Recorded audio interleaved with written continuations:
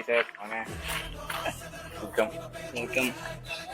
Okay, இப்போ நம்ம Santhoshkumar sir spin பண்ண சொல்லிடுவோம். ஸ்பின் பண்ணுங்க சார். சாருக்கு என்ன கிஃப்ட் கிடைக்குதுன்னு பார்ப்போம்.